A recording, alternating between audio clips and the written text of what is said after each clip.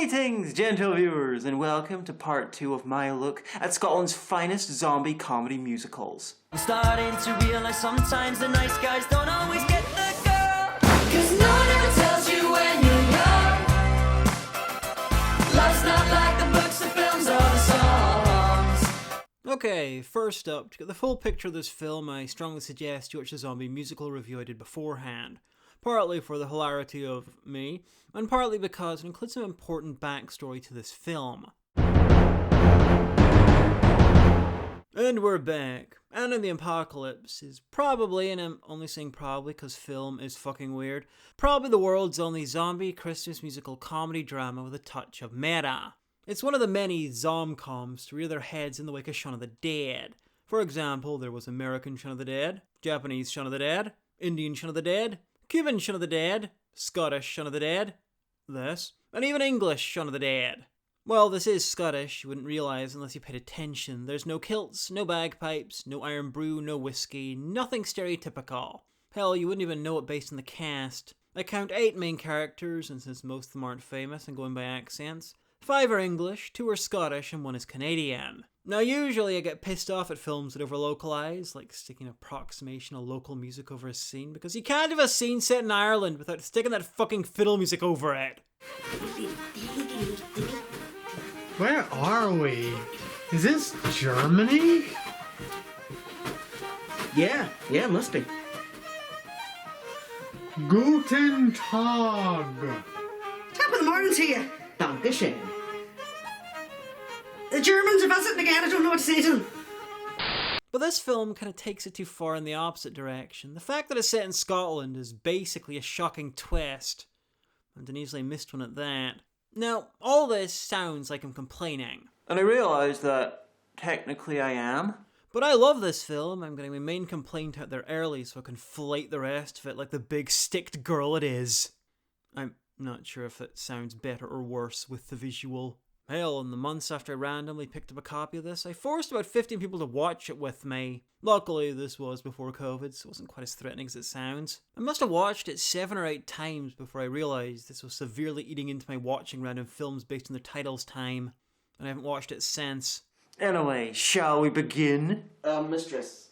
Darling, light of my life, it can't answer you back. It's a camera. You know I could speak for myself, but he's right, I can't answer you. I'm a hallucination, and you're just getting high off that blazing griffin the film is smoking. Are you hallucinating again? Christmas means nothing without you. Well, that's an unusually threatening title drop. The film's set in the small town of Littlehaven. It's Gaelic, for the amount of winter changes wildly between shots. And over the radio we can hear that new festive classic, the theme to Anna and the Apocalypse. In the car, we have 3 of our leads. You can tell because most of them are English. There's Anna, who has a film named after her, John, who doesn't, and Anna's dad, who enjoys overreacting to things. I'm not going to uni. I'm gonna travel first. Don't be so stupid. Says the guy who just started a pile up. Anna is basically a Disney princess. She sings, she's the main character, a young woman living with her widowed father, and she desperately wants more out of life. In her case, to get the fuck out of here. Where are you gonna go? Australia first. The lead's happy ending would be to get as far away from Scotland as possible. I swear, it's like the film's a sullen teenager embarrassed about where it came from. I'm not a little girl anymore. Well, stop acting like one. Little girls were one of the main groups of convicts sent to Australia. The prison hulks were followed by the distinct odour of sugar, spice, and on a bad day, everything nice. I can't wait to get away from you. Anna, He hasn't looked that hurt since he was shot by an auton. Well, that was a successful conversation. Inside, we have a few more of the leads, including Steph, who I'm going to talk about at length because I fucking love Steph. It's my show and I can obsess over anyone I like. Steph is the film's twofer, the token Canadian and gay, which in some parts of the world is basically a tautology. She's played by Sarah Swire from the Murdoch Mysteries, giving a slightly off-kilter performance. Like she's hungover or burned out and running on emotional fumes. I just thought it would be nice to spend Christmas as a couple. Everyone's dead. Yeah, certain death is so much fun. It's fine. I know how I am, so. Oh, I'm sorry. I forgot. You can do anything. That's fine. It's fine.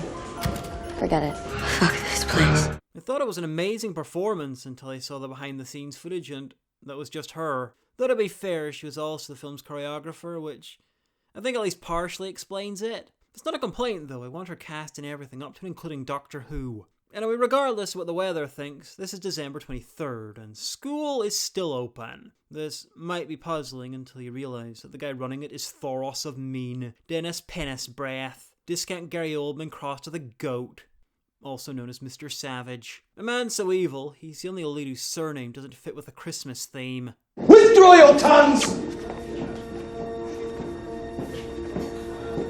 And Rihanna hears the first song the film building. It's called Breakaway and isn't an anthem to Kit Kats, but all about the characters' insecurities and fears for the future, and how they have to break away, because it's clever like that. And it's essentially escaped from a High School Musical film.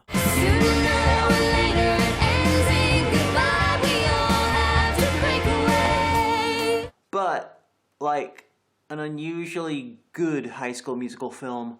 Anna's being a Disney princess again, wanting an undefinable more. Steph's a local activist who's helping the homeless and is worried that she's just a poser.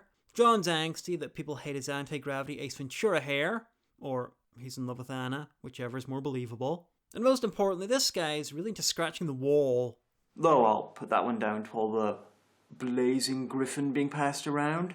Possibly the best part of the song is that it gives us a good look at the school.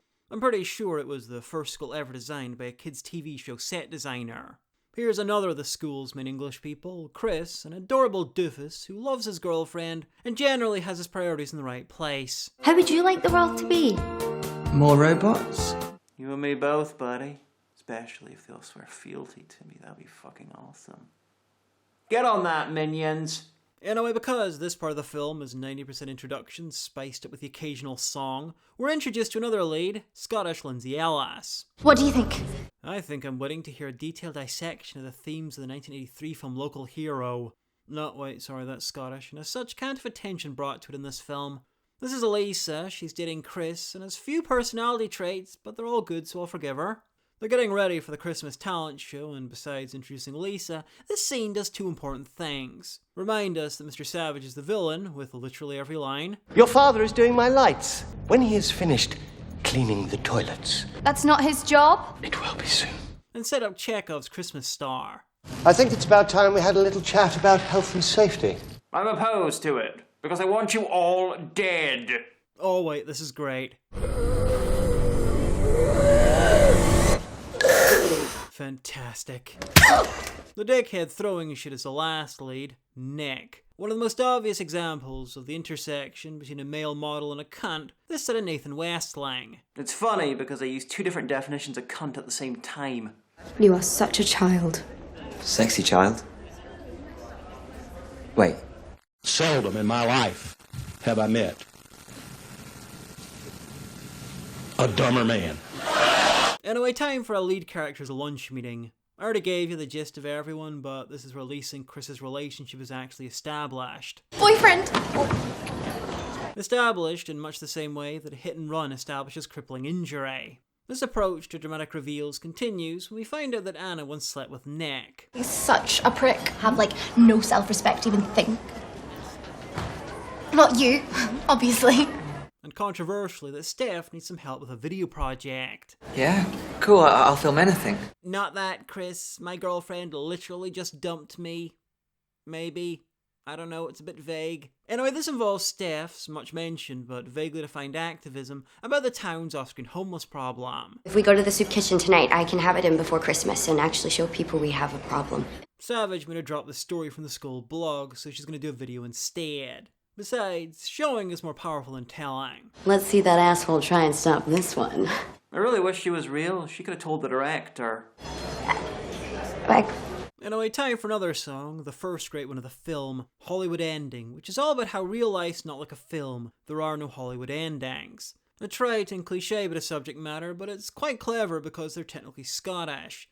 So they get a Holy Rood ending, if anything. But what really elevates it is that weaved into the song about there being no happy endings are a complete set of spoilers about the singer's fates. John's bit is about how he'll never get the girl, Anna. This was a movie, maybe she would be willing to share my world. Anna's is that she doesn't want a partner. Kill Mary Shag, it's all such a drag, and more than a lost piece waiting a fit. And Chris and Lisa's bit is about how they want to be together forever. I want a love never ending. Your love is standing. It's not. And they will, in the Wild Zero sense.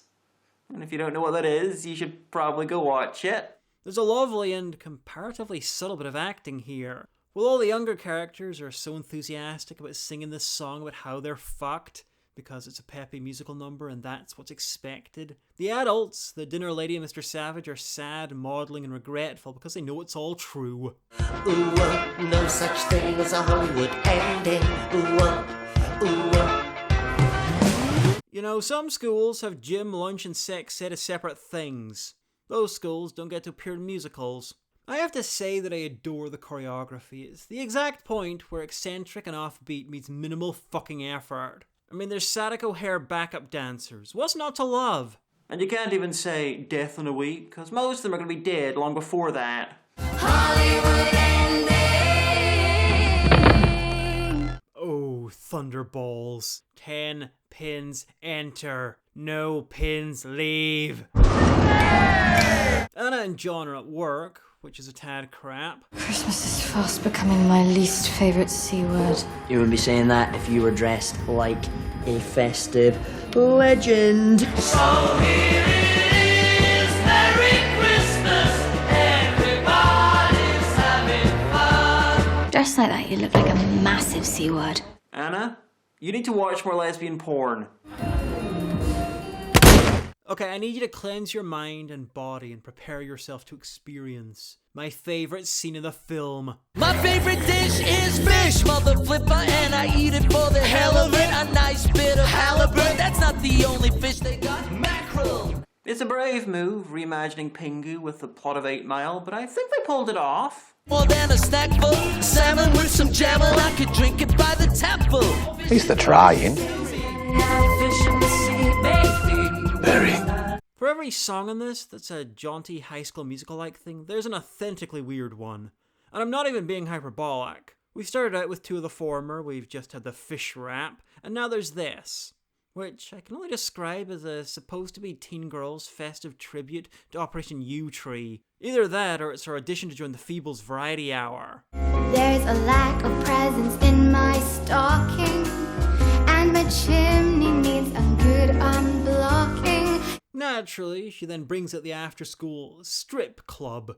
I'm guessing the staff that its membership was just really into the far side. I cannot show you enough to get across just how innuendo-laden the lyrics are. So here's a drunken actor to do a dramatic reading of some of them. There's a lack of presents in my stocking, and my chimney needs a good unblocking. Come on, Santa dear. I've been waiting for you. Let me tell you, if you're feeling frozen stiff, my fire's burning hot for you. Before you take a nap, let me sit upon your lap. There's only one gift I want to unwrap when you're near. Baby, it's that time of year.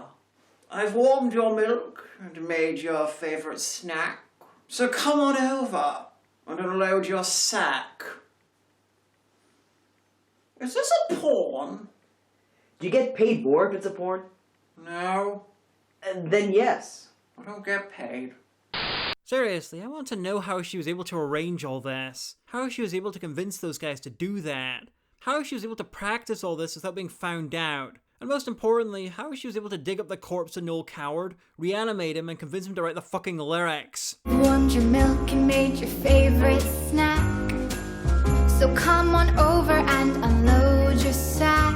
I mean, I know the Apocalypse is fucking amazing and all, but that'd almost definitely be a better film. Also, we'd have an explanation for the zombies. Sit upon your lap. There's only one gift that I wanna unwrap when you're near. Trevor. Yes, boss? I want that fudge packer eliminated. Oh, I remember the Carry On films too, dear. Oh, they were so sexy. As you can see, Chris hasn't made it back in time from Steph's project for a performance. Normally, this would pretend something serious like infidelity, but luckily it's just zombies. I'm going to kill her. Being a fire mage, Thoros Amin can't forgive anything but fake snow. Come on, Santa, give it to me. Anyway, because the film's yet to get beyond Thunderballs, Anna and John are closing up. The plastered stag party are let out, and their boss gives them instructions via mime because the budget wouldn't stretch on their speaking part. Sorry, Mrs. Hinsman. Who leaves a shoe? Honestly. Naturally, this leads to some brain-damaging hijinks. Watch this.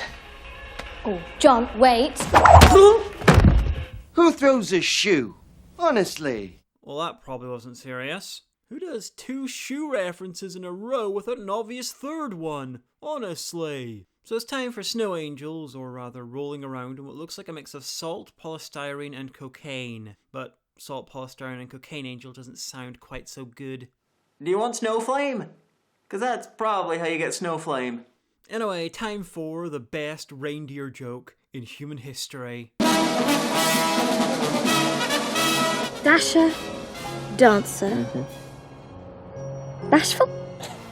There's Olive. You know, Olive the other reindeer. That was the best reindeer joke in human history. And you should all be very ashamed. Pull yourself together, mankind.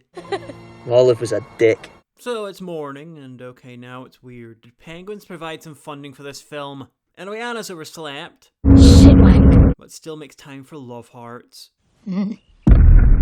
Be like Anna, love hearts are important. So her dad didn't make it home because as she was sleeping, the film went full World Wars.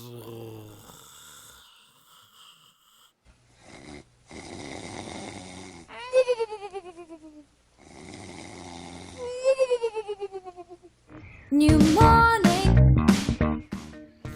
Oh, fuck yeah, this song! I adore this sequence. This is where I full-on fell in love with this film. It's like an advanced version of the scene in Shaun of the Dead, where he's oblivious to the destruction going on around him. I cannot sing enough praises for this. It's just fantastic. I only have one complaint, and it's not even really a complaint. I wish they'd filmed this as a single shot, constantly pulling back, like in Zombie Musical's version. But there's no way in hell they had the time, budget, or deranged gonzo obsessiveness to pull all this off in one take. Not letting anybody bring me down. Wilhelm, no! You had so many more deaths to live for! Fucking millennials, not satisfied after killing a random selection of industries through having no money. Now they're after the very concept of noticing shit. I am miles away. Those girls are fucking legends. Anyway, hello John, because this is now a duet. So, you might think it's a bit weird that he's wearing the same jumper 2 days in a row, but here's the thing. It's not a jumper, he's topless. That's an Edinburgh tattoo. I'm ready, ready, ready. I'm ready. This is one of the funniest things I've ever seen. And then, this song about living life to the full in a zombie film moves over to the fucking cemetery.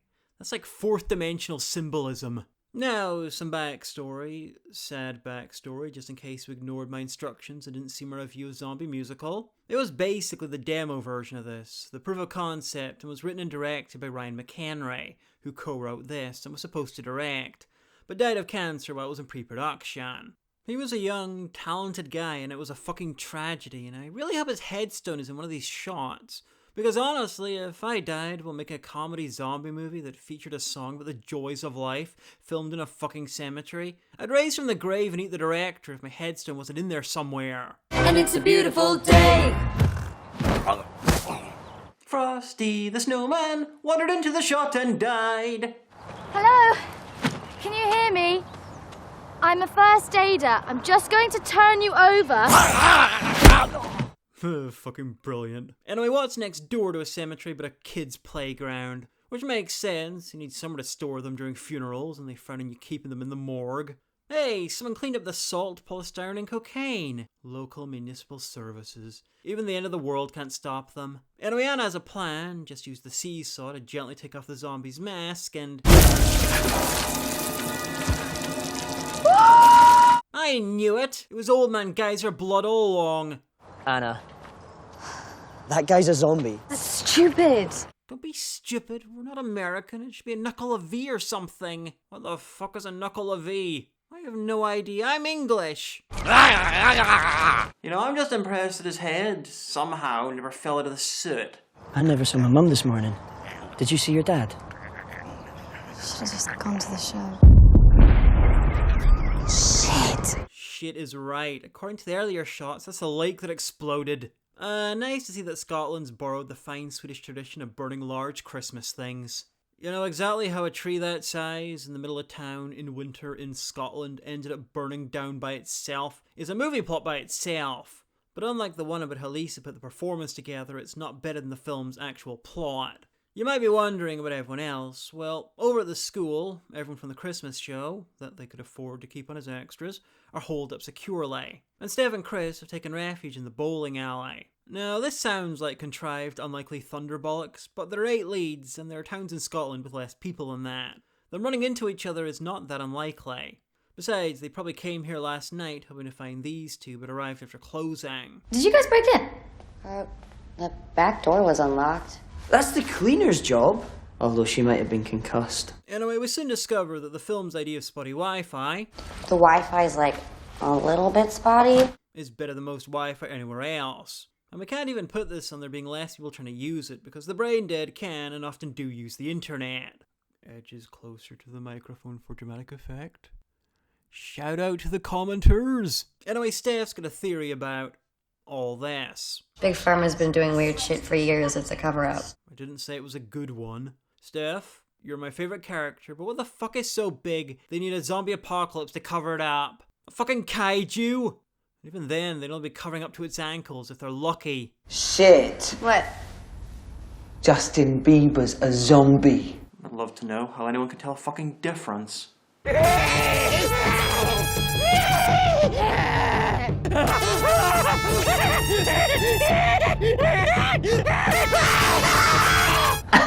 They discover that the army are planning an evacuation from the school in the next day or two, so that's the next act sorted out. But before that, they check through some evacuation selfies, because they're Gen Z and that's how they roll. Gen Zombie. Well, we all deserve to go extinct. That could just be a delayed reaction to selfies as a concept. Well, it only took a zombie apocalypse to make DashCon look good. No, I'm kidding, DashCon was a zombie apocalypse. Anyway, they figure they need some practice killing, so they're starting small with time and my patience, and try to work out who's dead or not. What about Ryan Gosling? Doesn't matter. Alive, dead. The guy's still not eating cereal. They're gonna stay the night and travel to the school first thing in the morning, because zombies mostly keep office hours. Mostly. Do you think Paris is still standing? Yeah. I would fucking love to see a big-scale film where the French, much practiced in protest and riots, taking a zombie apocalypse. Within hours, Paris probably surrounded itself with burning cars, filled with still-moving corpses, and got busy recreating the Commune of 1871. French don't take no shit. Anyway, we're overdue an action scene, and or a song, and it looks like the cleaning lady is going to provide one.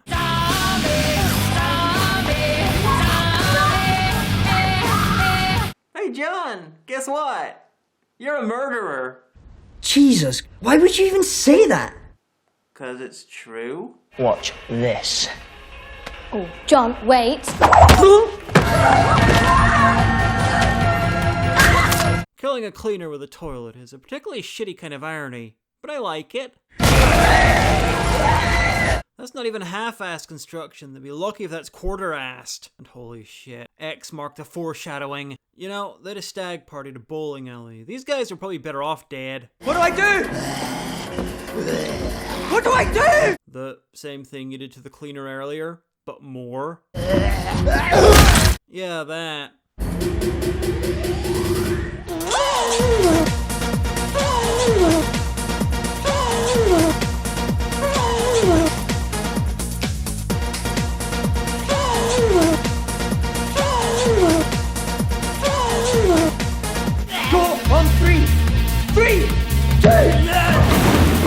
dashcon jokes intensify.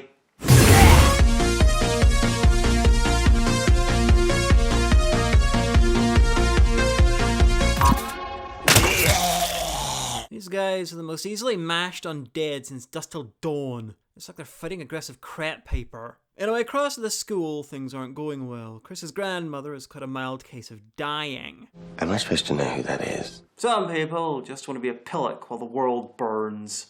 And what does civilization do when it finds itself on the edge? We prioritize.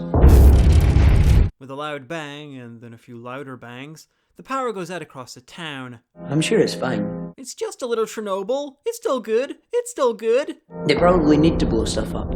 This pretends many things turn to the serious for the film. Part of the lighting budget being reallocated to the fake blood supplies, and most important of all, another song. The obligatory sad one. I'll sum up. I can't believe I'm dating above my weight class and I'm still gonna die alone. And what about us? You don't count. Hey, at least your girlfriend was a character. I don't even know if I was dumped or if she was ripped limb from limb off screen. Just like my heart. You think that's bad? I am literally the only person in this room who's gonna die without touching a boob. Oh, I'm sorry, man. I wasn't even breastfed. Okay, that's not actually what the song's about, but it really should be. I need a human voice, something that I can hold on to. It's called Human Voice, and it's a rather insipid song with a lack of genuine connection in the age of technology. But weird to do this unironic technology is bad and real connection is good actually song right after they've lost the technology and they're sad that real connection is all they have left. But go on. All I want to hear is a human voice. If you cut down on the auto-tune, you might hear one. The dad sings his part of the chorus while looking at the picture of Anna. It's very touching until you see the picture he's looking at. She looks so high that she can see through time to her own death. That is, by far, the most heartwarming you've ever looked, mistress. I need a human voice, something that I can hold on to. It's actually not a bad song, I just don't like the subject matter. It sounds like a new wave band trying to hand it vaporwave. And it does feature the most soulful singing to a bright light, this side of whoever did the Elvis chanting in Lord of the Rings.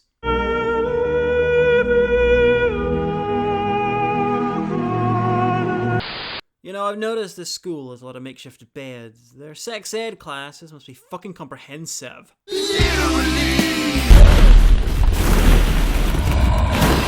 Well, I bet that was a shitty night's sleep. It's not even because of the balls in weird places. Though John can now pretend that counts him touching a boob. No, it's because of all the fucking dashcon jokes they probably spent the night making. At least I had the restraint to stop at 3 if you count this one. Well, the army's dead, and by the look of it, they've been out there for yonkers. Get it? It's a World War Z joke. Anyway, army or no army, they're still going to the school. Steph's car is parked there, and that's where the finale's gonna be. I've just had the best idea ever. Okay, unironically, that is by far one of the best ideas I've ever seen in a zombie film. Steph. Marry, shag, kill. Zombie Miley, zombie Rihanna, zombie Beyonce. This is a trick to find out if she's a necrophiliac. Kill them all, they're zombies. And play it properly. One thing I love about the dialogue in this is that it's equal parts naturalistic and self-aware. I realise that may be hard to imagine, but check this out. Is it a horde? How many's a horde? Just check! Anyway, one of Chris's deepest fantasies about to come true in the worst way possible. For Steph. Yeah, an old woman sitting on your face. Is she pissing? I have no idea if that ruins it for him or makes it better. Oh, fine. It's plastic. It's warm plastic. They're soon saved from the assisted living dead by the Chav Cavalry. The Chavalry, if you will. Nick and his gang of merry idiots. Alright, losers! Because Nick is the very male model of a postmodern minor general, he and his crew have decided to do what the action military couldn't and kill the zombies in song. When it comes to killing zombies, I'm the top of my class. I've been kicking some ass. And who said men couldn't multitask? Not sure if the erections were really necessary though. Are they, excited? They're idiots. So yeah. Holy fuck, look at the pair of melons in that one. That's assault with a sexy weapon, that is. Honestly, I love this song. The swaggering cod cockrock is just perfect. Life is a big game. When it's over, you're done for. I'm taking my aim for the maximum high score. And who's that? He looks like Andy Serkis' cousin, who only does mocap for the Asylum. Anyway, song done. Mostly only time to kill till the next one. Come on, lads. Can't let the ladies go off without some real men. Looks like they're gonna need a dickhead with hidden depths that'll be slowly revealed over the course of the film. If you see any, let me know. It's only the bitches survived. Shut the fuck up, Graham. This is Anna and the Apocalypse. Scottish people don't get to talk, Graham.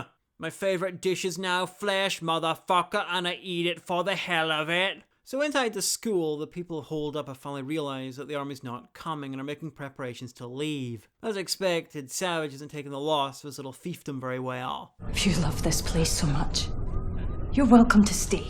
But I'm the headmaster. I'm the headmaster. More like dickhead master. I'm headmaster. Come with us, Arthur. Don't patronise me, you fucking janitor! Well, I'm sure that'll have worked itself out by the time the rest of them arrive. This is my school. My rose! As they walk past the beautiful Scottish newspaper trees, I'd like to spend a little time talking about John and his unrequited love for Anna. It's one of the best examples of unrequited love that I've ever seen in a film. He loves her, he tortures himself over it. He thinks he's hiding it well, but she knows, and finally in this scene, she tells him that she loves him as a friend. John, you're my best friend. And while he's clearly suffering emotionally, he just accepts it without complaint. Swap. And then a few seconds later, he saves her life and ends up being eaten.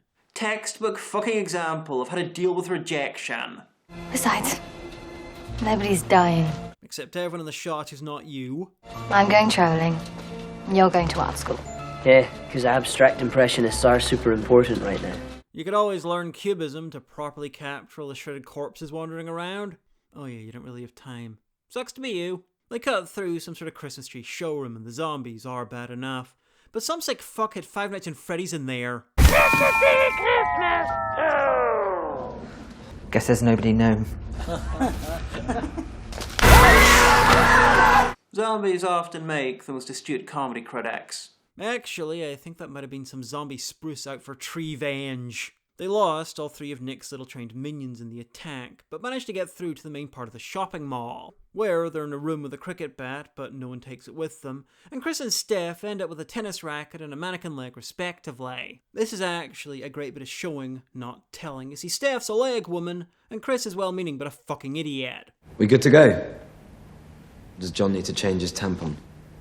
I can really see why you find him so irresistible. Holy shit, he doesn't even get bitter that the woman he loves is probably eventually going to end up with the guy who's been bullying him this whole time? Shut up. Remember, nice guys finish last, unless you're like John, an actual nice guy, then you finish first. As in you die painfully before the rest of the leads.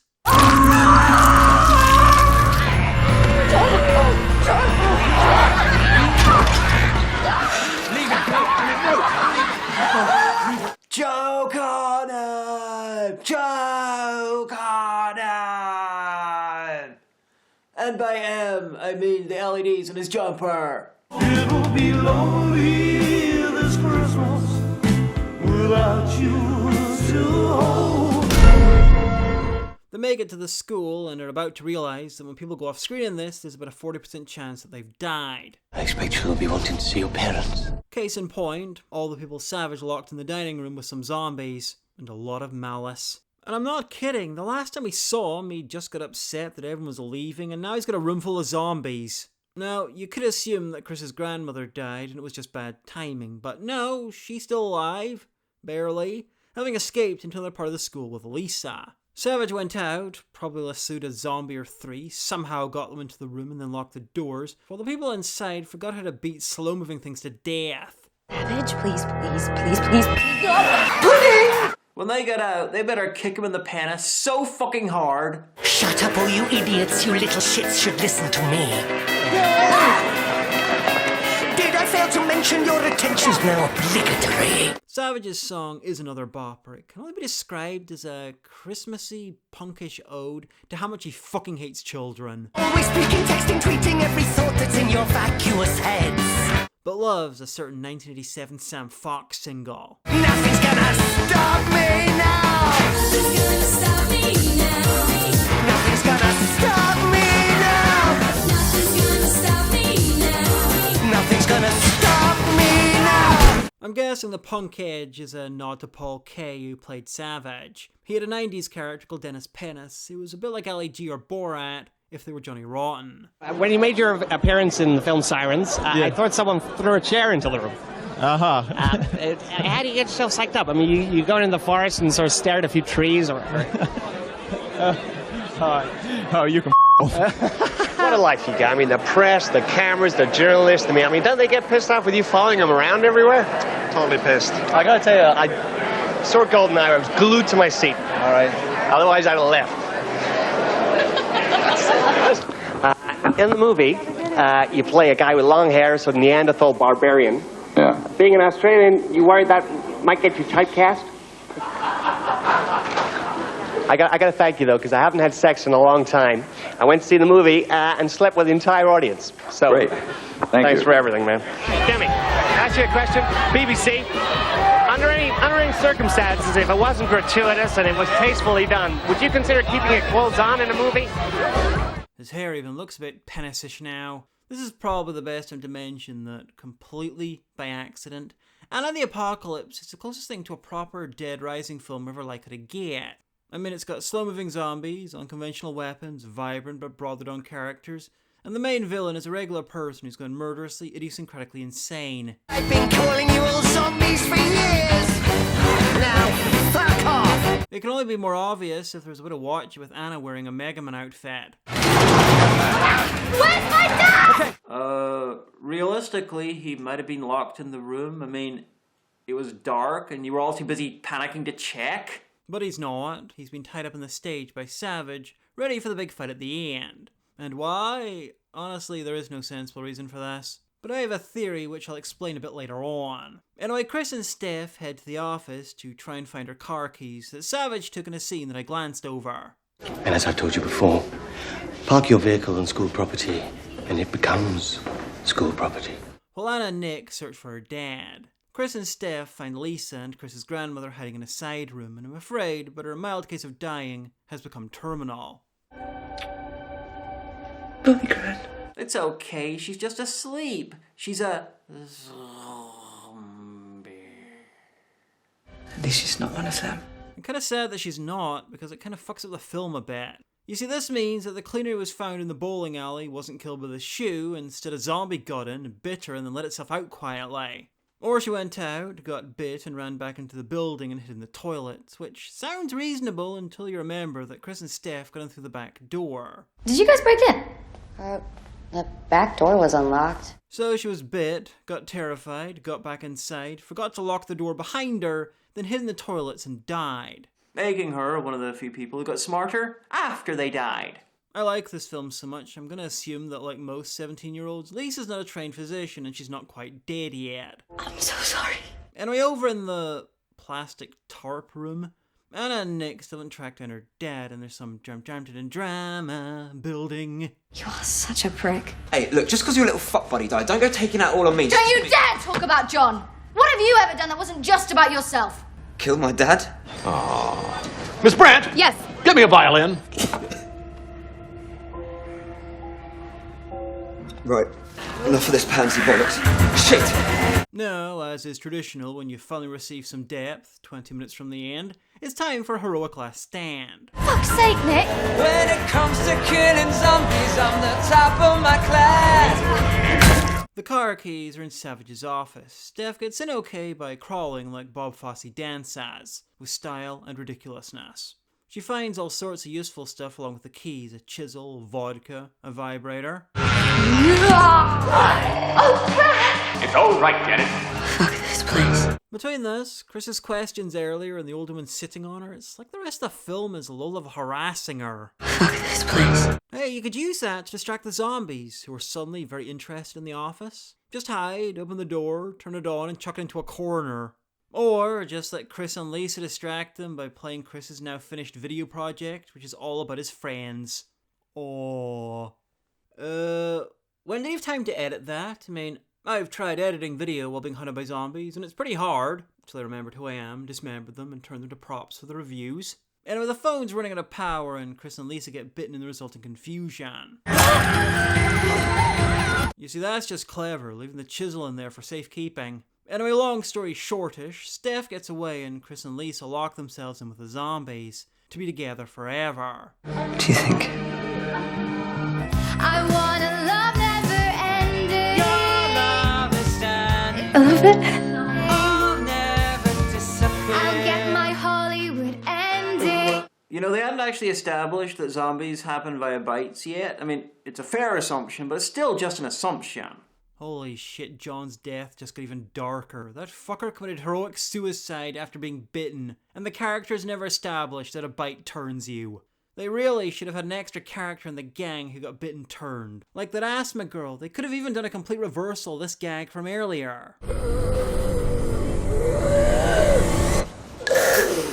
Anyway, Anna has finally found Savage and her dad, cleverly hidden in the largest and most brightly lit room in the school. Her dad's been tied up, which is weird because while he hates him, there's no evidence that he hates him any more than anyone else. Oh no, this is for her.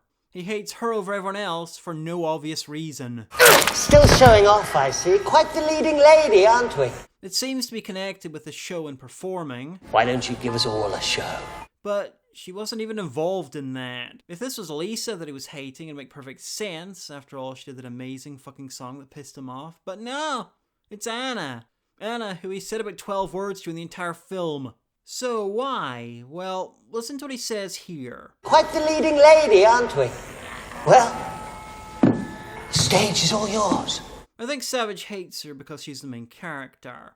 I know that's obviously the case because it's a film, but I think that's also why in the film. Part of Savage's song is about realizing his proper place and taking it. It took me time to blossom, I know, but I'm all fired up and I'm ready to go. And I think, intended or not, it's because he's realized he's the villain of the film. And as such, he's going to tie up the hero's dead and fight her on the stage during the finale. I think that everyone on some level is aware that they're in a film. Now, in most films, this idea would be demented and reaching, but there's just enough of a weird meta-thread through the film to make it plausible. This Hollywood ending, which is made from this stuff, that's turning my life around, where Anna can't see the carnage and stuff that must be happening in front of her, because it's off-screen. If it's not in frame, it doesn't exist. There's John's mum and Steph's maybe ex-girlfriend, who are also missing, but the only loved ones that anyone really gives a crap about is Anna's dad, because she's the lead.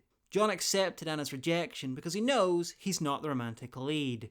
There's the fact that none of the leads definitely find out that zombie bites are fatal, they just assume it, and they're right, because it's a zombie film. And finally, there's Anna herself, desperate to get away from Scotland in a film that seems to be kind of embarrassed about being Scottish. Now, some of these points are actually addressed in the excellent longer cut of the film that you can get on region-free Blu-ray, but the theatrical version on DVD can easily be read as a group of zombie movie characters who are dimly aware of what they are, marching sadly towards their inevitable ends. Anna, the Apocalypse is Rosencrantz and Guildenstern are dead, with added zombies, Christmas, musical numbers, and a lesbian.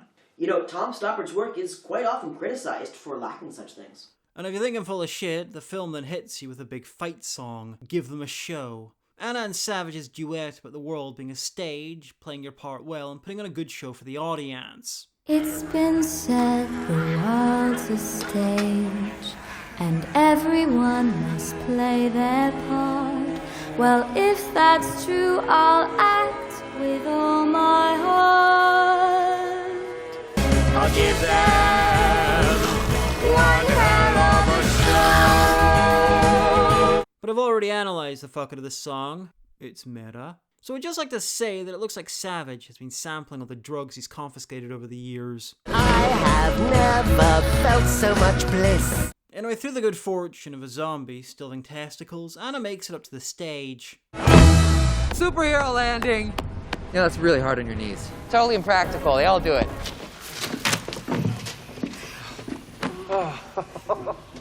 Group hug. You should have given him one for that goal. I like Gaul. Hey, is Anna allowed in on that action? Nah. Even though she has a weapon and an actual kill count, she'll always be a little girl to her dad.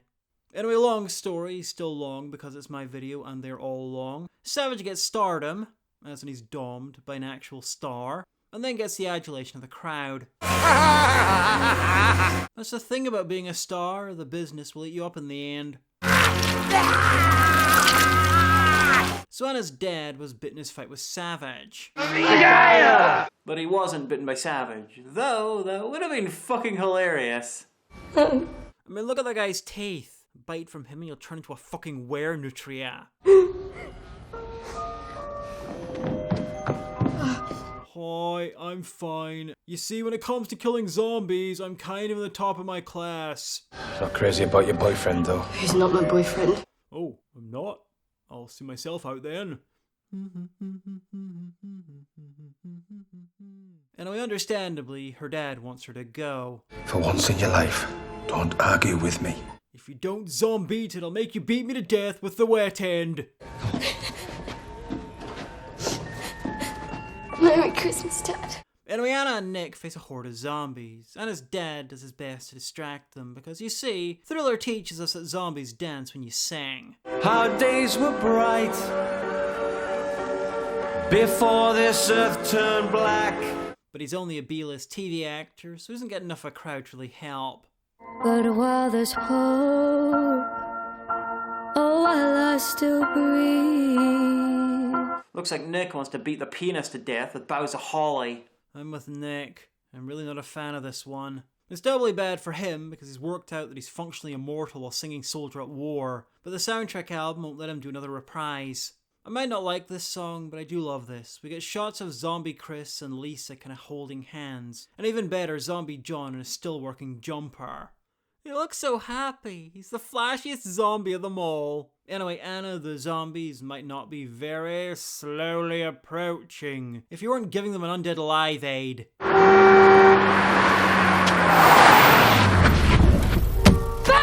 Saved your life.